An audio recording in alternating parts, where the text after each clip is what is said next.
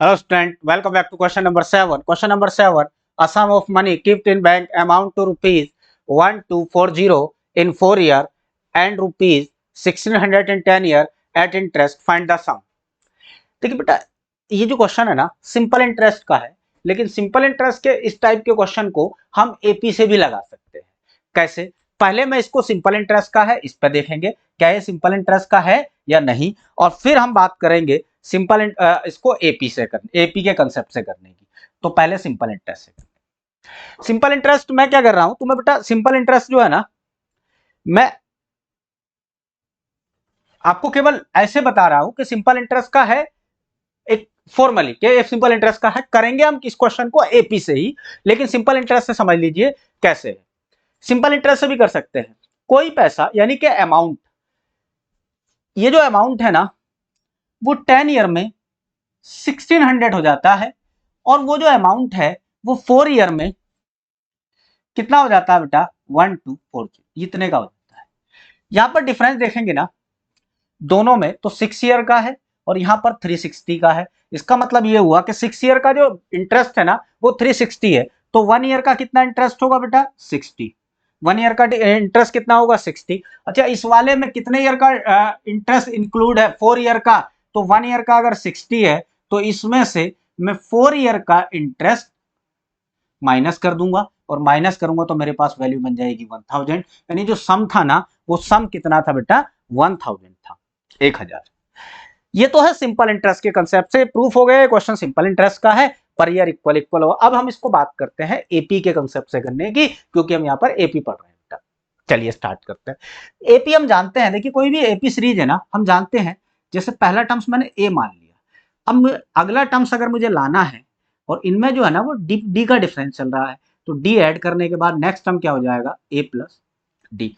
उससे नेक्स्ट वाला लाना है तो फिर इसमें डी ऐड करना पड़ेगा, और ये कितना हो जाएगा बेटा ए प्लस 2डी। चलिए इससे फिर नेक्स्ट वाला लाना है तो फिर से ऐड करना पड़ेगा मुझे डी, और ऐड करने के बाद कितना हो जाएगा ए प्लस 3डी। ये ऐसे ही चलता रहेगा, कितना हो गया ए प्लस 3डी। ये सीरीज चलती रहेगी ऐसे ही दो आगे तक। चलिए अब मैं बात करूं तो ये वाला जो है ना, ये वाला जो टर्म्स है ये मेरे पास, ये वाला ये क्या है, ये बेटा 4 ईयर में जाकर बना है टर्म्स। ये कौन सा टर्म्स बना है, ये 4 ईयर में जाके टर्म्स बना है।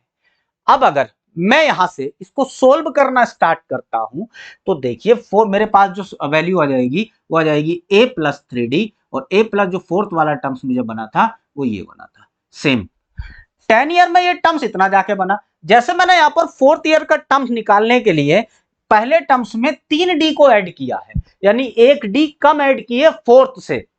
वैसे ही अगर मैं 10 ईयर का टर्म्स निकालूंगा तो यहां पर ए में 10 से एक डी फिर कम ऐड करूंगा तो 9d ऐड करना पड़ेगा, और ये कितना हो जाएगा मेरे पास 1600।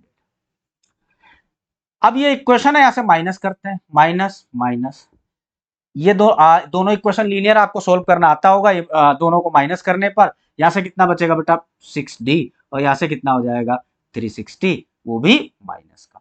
ये माइनस से माइनस कैंसिल, और डी की जो वैल्यू है ना, डी की जो वैल्यू है ये मेरे पास आ गई 60। अब यहां पर वो हर साल 6 ईयर से इंक्रीज हुआ है। कितने ईयर से इंक्रीज हुआ है बेटा 6 ईयर से पर साल इंक्रीज हुआ है, और मुझे तो 4 साल में वो कितना टर्म्स इंक्रीज हो गया होगा वो देख लेते हैं। चलिए या देखते हैं। चलिए मैं इसको रफ कर देता हूं। ये वाली जो वैल्यू है तो मैंने आपको ऐसे ही बताया था कि ये सिंपल इंटरेस्ट से भी कर सकते हैं। अब मैं पर ईयर वो वैल्यू कितनी इंक्रीज हुई है, वो 60 रुपए से इंक्रीज हो रही है, तो वो वैल्यू 4 साल में कितनी इंक्रीज हुई होगी वो देख लेते हैं। तो 4 साल में जो वैल्यू है ना वो कितनी इंक्रीज हुई होगी, एक यहां से, तो 4 साल में वो 4 ईयर में इतनी वैल्यू इंक्रीज होगी, और इंक्रीज होकर वो कितना बन गया, इतना बन गया 1240। अगर मैं इसमें 1240 में से जो इंक्रीज हुई है 4 साल में उसको माइनस कर दूं तो ओरिजिनल वैल्यू यानी कि जो सम होगा वो मुझे मिल जाएगा, और वो कितना हो जाएगा 1000। तो मेरे पास ऑप्शन नंबर कौन सा हो गया, D is correct answer for this question.